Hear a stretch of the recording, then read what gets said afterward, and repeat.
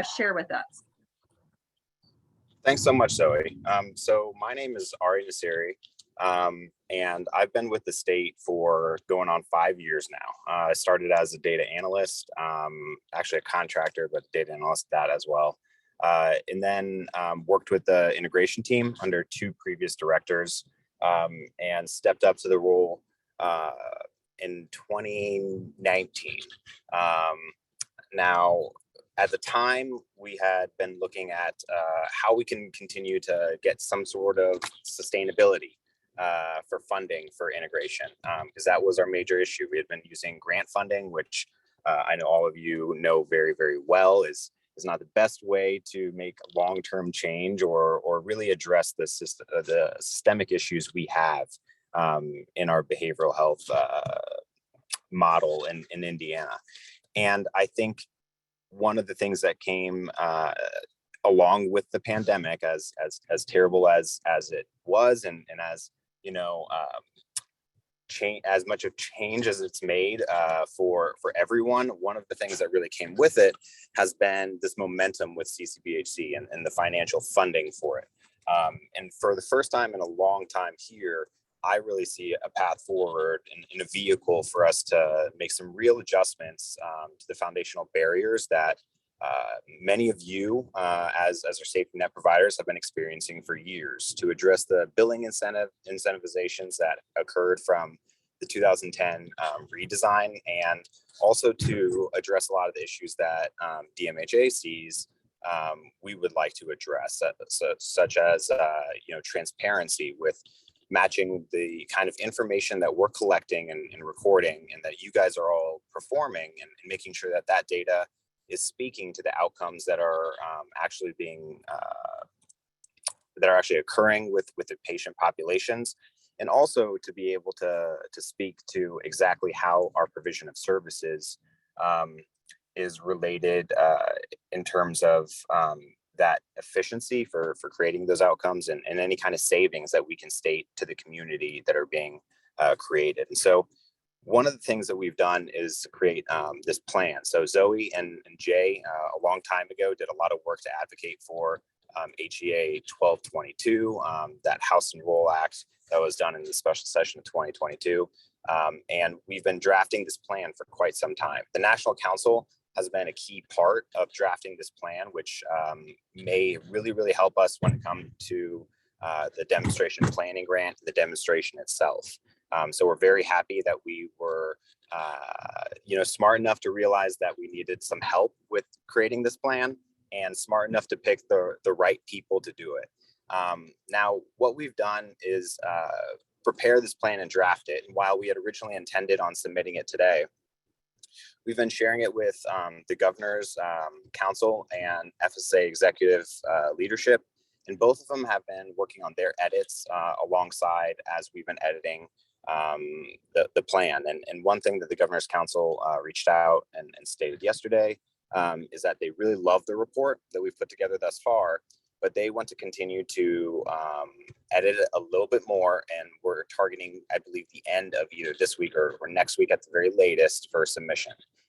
They've already checked with the assembly, and there's not going to be an issue with it being a little bit later than originally stated in HEA 1222. So there's not an issue there, but they really, really love the report. They love its intent, and that's why they want to spend a little more time editing it. And so that's what I've been told. And now I'm just patiently awaiting to see what those edits look like. However, I would like to speak to the plan in its total and provide a summary of what we have thus far. And once we have an official published version that we can prepare and that we're going to publish, I will share that with Zoe so that she can share that with all of you as well. But this plan really speaks to the General Assembly to give them information first and foremost about why we're looking at CCBHC. So what CCBHC is, its background, the House Enroll Act 1222, and what is going on in the nation with CCBHC, the momentum that has occurred. And then we speak to what we see here at the state as the three big outcomes that we can achieve through CCBHC, which is to ensure complete transparency into the effectiveness of the behavioral health system, to strengthen the whole ecosystem by linking behavioral healthcare with other community pillars such as education, justice, housing systems, and to build tailored treatment pathways for individuals rather than fit complex individuals into one size fits all approach. I know there's been some consternation about the word complex. We've tried wordsmithing it several times, and that seems to be the word that keeps sticking around. So I know that some council members have had some questions about that term. If anyone has another idea, please send it my way. I've tried multiple synonyms and that word seems to be sticking. So please let me know if something else comes to your mind. Then we talk about the 18 individual Indiana clinics, and I know there are 19 technically, but 18 individual Indiana clinics that have received the federal CCBHC grants. And we speak to the fact that we've continuously refunded them through federal and state funds to the tune of $100 million here in Indiana, and that our sites continuously get refunded by the federal government. This is a big piece of it. Then we talk about what the actual plan itself is. So the plan is it's a 6-step plan, and it says first and foremost to establish Indiana specific goals, then to conduct a community needs assessment, then to craft CCBHC certification criteria, to establish a CCBHC prospective payment methodology, then to develop data collection reporting capacities, and finally to apply for the CCBHC planning grant or state plan amendment. Now, with that being said, while we provide all the options to the assembly about what can occur with the plan, we often are littering our recommendations by stating what we intend to do. So throughout the document, there are pieces where we do provide the options for the plans in the terms of we can do a state plan amendment. There's a possibility of a waiver, and there's the planning grant. And then after that, we do state that DMHA is intending on and will be performing the proposal for the planning grant, and we intend to seek the demonstration as well. And that is the route that we intend to take. So I want to speak to that because I know that or state plan amendment has sometimes made people question if we are going to go in that direction. So we are going to be moving towards the planning grant and the demonstration. Now, that first step is actually one of the most important pieces, and that's to engage all the stakeholders to establish Indiana-specific goals. So when we are looking at establishing Indiana-specific goals, that is going to be looking at what the criteria is in CCBHC, and this is the state part. So what we have to do at the state is take a look at the CCBHC criteria and identify all the parts that we can manipulate the interpretation, and then state what does the state first and foremost see as our capacity with our rules and statutes, and then bring it to stakeholders and say, here are the parts of the criteria in which we can manipulate it and provide our own interpretation. I know that often there's a lot of concern with the standardization of the CCBHC model, and this is where we get to standardize everything. So this is the fun part of having a lot of collaborative conversations, and where you guys will be playing a central role in that stakeholder conversation to figure out what is realistic for us to perform. The next piece is conducting that community needs assessment. I know many of you have performed community needs assessments for your previous grant submissions. One piece is that we will be utilizing these and asking for updates as well as we prepare for the planning grant. The community needs assessments will review everyone that submits them, and then create a state community needs assessment that takes a look at what are the other gaps throughout the state that need to be addressed, and that the state needs to ensure there are connections made for every community to receive what they need. The next part, when it comes to crafting that certification criteria, so after we've done all that work, the needs and the services, what is our actual criteria that we are asking you guys to meet in order to receive CCBHC certification? The staffing requirements, the services, any EBPs that we've included, And I know there's a lot of talk about the different EVPs. We will figure that out as we are going through the needs assessments and the service criteria. And then finally comes establishing that PPS rate. And that's going to come from figuring out what services and EVPs and then defining, all right, what does your staffing need to look like in order to provide those services? It's going to be a lot of back and forth and developing a cost report, sending it to us reviewing it with actuaries, and then reviewing the staffing plans and having a back and forth conversation until we feel that you guys are able to meet your costs, and that at the same time it's a realistic amount that won't provide an unwelcome margin that might be looked untowardly by others at the state.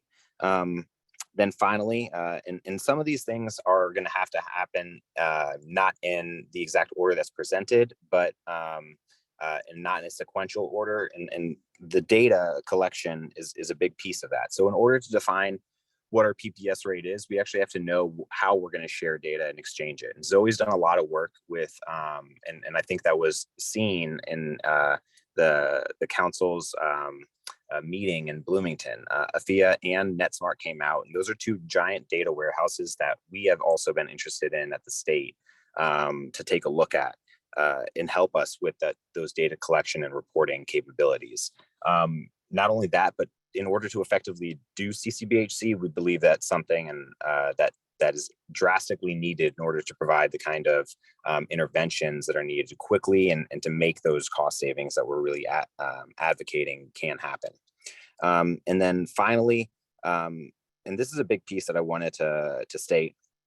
So in our section of applying for CCBHC planning grant or state plan amendment, this really addresses budgetary considerations in both in and outside of Medicaid by assessing the cost of the CCBHC implementation over time. And what we're really just trying to state is that we have to take a look at what kind of costs we would like to make and make sure that we're funding everything in the way that it needs to be. And that's why we're really pushing for the demonstration and the state planning grant, because it gives us time to really invest in CCBHC and create what we want to do. Now, our timeline for getting to a state plan amendment currently looks as December 2022. So on the 19th, our planning grant proposal is due. Over here at the state, we have a meeting with our grants team on Thursday to review everything that we need.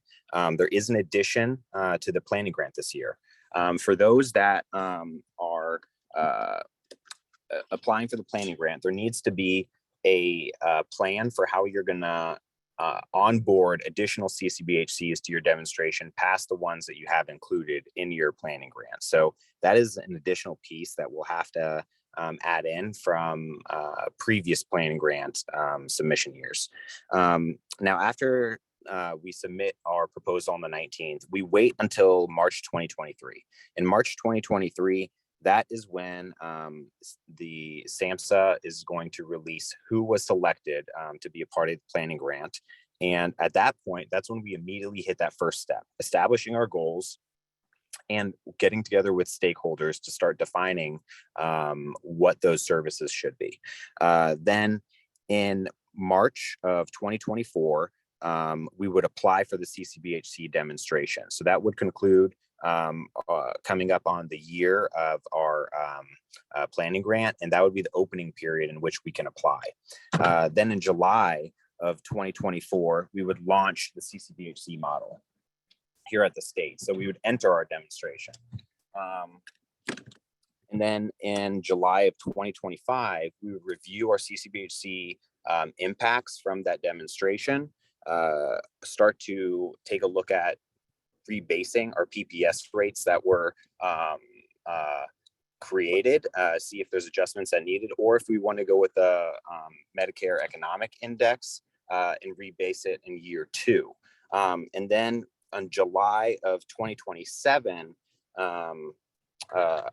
we would then submit a state plan amendment. That gives us time to see if we want to rebase in year 2 and make any adjustments even after that time that we've learned in order to make sure that we don't have to make changes again, because the state planning amendment process is a year-long process in which DMHA and Medicaid will have to work together in order to ensure that that state plan amendment is crafted well. So that is the real overall plan. And then the last thing I really want to speak on is this paragraph that we have at the very end that speaks to our next steps, because I think that's important for everyone to hear, because that's where we really advocate for what we want the legislatures and others in the state to do in order to help us get to everything that we're asking for in the plan.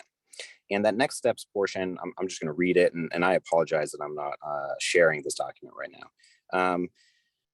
So the document outlines 6 key steps to support state officials, CCBHCs, the Indiana Council, the General Assembly, in assessing the CCBHC model, with recommendations on how the model may be customized to Indiana's current healthcare infrastructure and population health needs.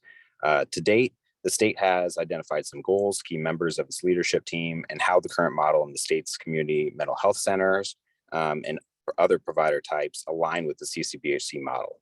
Additionally, Indiana legislature can introduce additional policy to support the state in allocating funding to create either a SPA or waiver for CCBHC to apply to enter the demonstration with additional fundings to support implementation if deemed necessary. The CCBHC model has been effective in addressing the workforce issues experienced in behavioral health and substance abuse services. However, legislative support to review professional licensure requirements for behavioral health and substance abuse treatment providers is recommended to help address workforce shortages in Indiana. In Indiana, CCBHC model would elevate, enhance, and expand the current behavioral health and addictions infrastructure, and such expansion will also require an expansion to DMHA and other state agencies' infrastructure to support the implementation, monitoring, certification, and oversight of the new model. DMHA intends on applying for the CCBHC planning grant and to subsequent apply to the CCBHC demonstration to maximize the opportunity of federal dollars to expand services to the 92 counties across Indiana. The National Council is available to provide continued support through the CCBHC Success Center and welcomes further discussions with the state. And that is how the document currently ends. As I said, we're still awaiting our final review from the governor's office, as well as our secretary at FSSA, but everyone has really enjoyed the plan and liked what it said, and I will provide those updates once I receive them. What questions do we have? Wow, Ari. Wow, Ari, that was a lot. Were you driving in on your motorcycle sharing all that, or what? Wow. People tell me I put too much in. No wonder why we work so well together. Wow. What questions does this group have?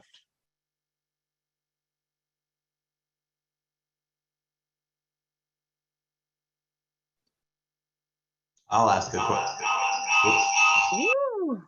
Sorry. You're fine, Brock. I'll ask a question. Sure. So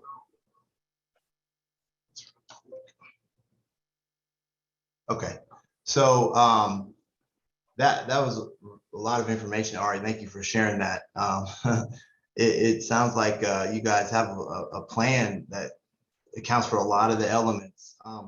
One thing I asked this at the council meeting, Ari, I don't know if you were in the room or not, but I'm curious about like how this plan may account for some of the funding that the CMHCs receive now, like, you know, block grant funding, for example, tax levy funding, which I don't think will be impacted.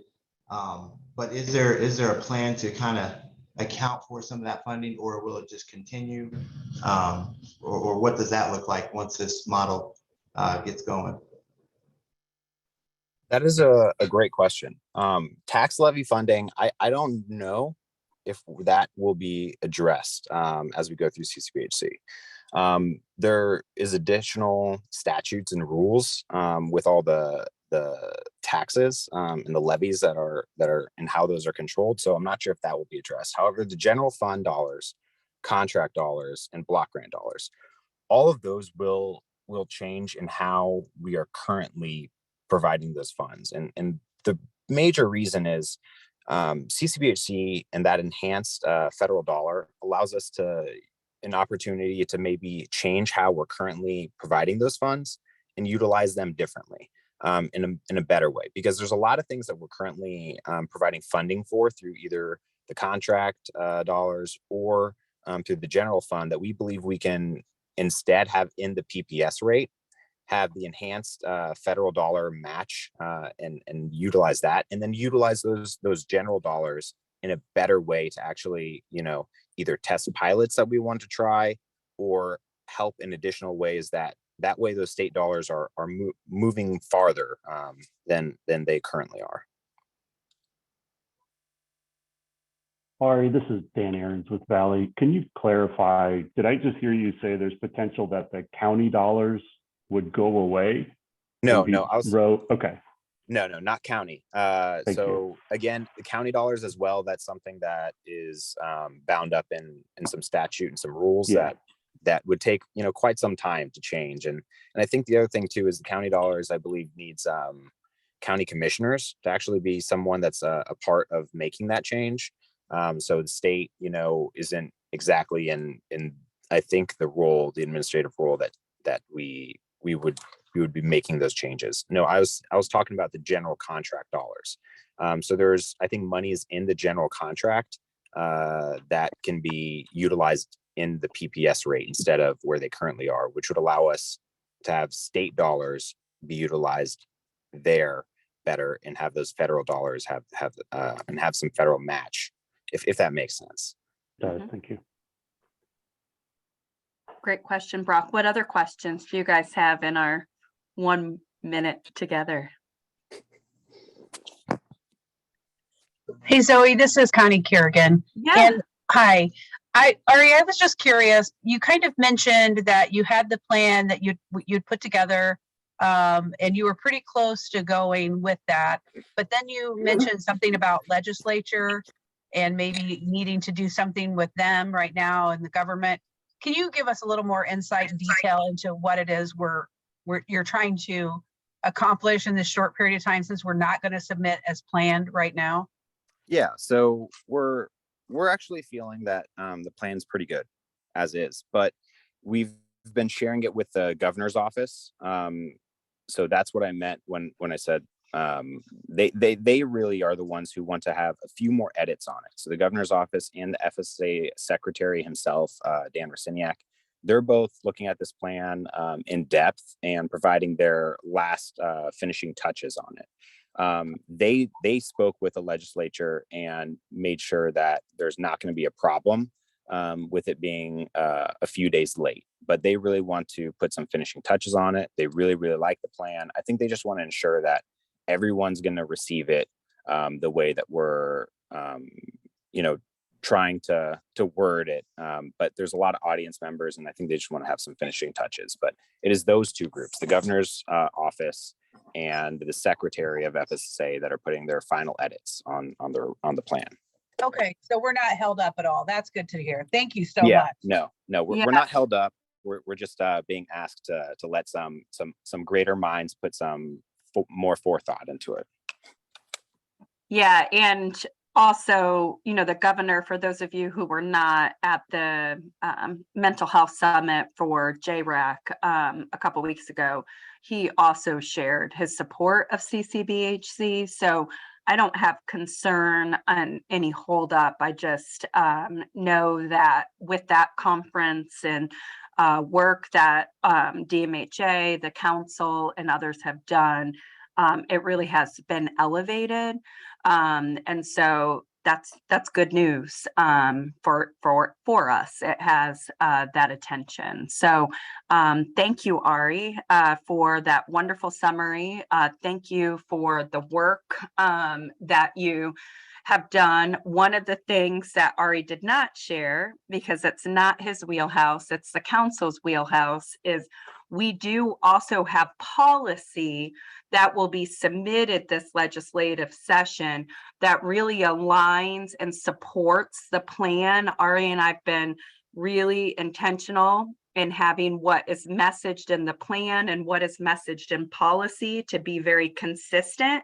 so that we can also lock things in from a policy standpoint as well. We did it in House Bill 1222, but it's really to see that plan through come 2025 and 2027.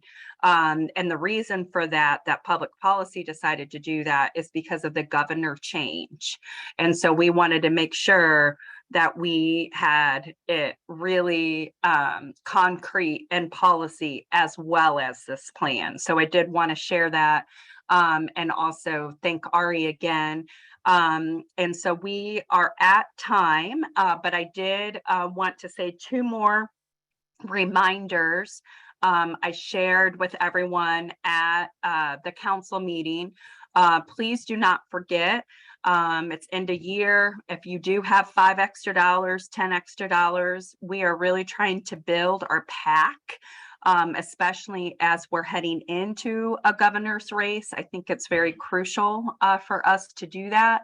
And then new members. So if you have anyone, especially as we're looking at building the system to CCBHC and who might be designated care organization and other collaborative partners that we could really align on policy, please reach out to Leanne because that is something that the state, I think, would really welcome as well from a policy and advocacy standpoint. So those were my two reminders. It's now 9:05, so I'm sorry to go over, but we have to raise our cups. And this is the cup that I got for Bosses Day. It says, "Good luck finding employees better than us." And so that is a cup that my staff got me. So cheers to all of you. And thank you for everything that you do. If you have any other questions or didn't get your question asked because Ari's fast and furious on CCBHC, please feel free to pay those forward and Ari and I will get those addressed. Thank you, Ari, again for taking the time, and to all of you. Oh, and announce the winner of the Starbucks. That is Megan Karn. Megan from CMHC is our winner. So we will be getting that to you. So congratulations. So, and way to go, CMHC, showing up on the Cup of Joe today. Woo woo. See you guys. Have an awesome afternoon. See you. Thank you, Zoe.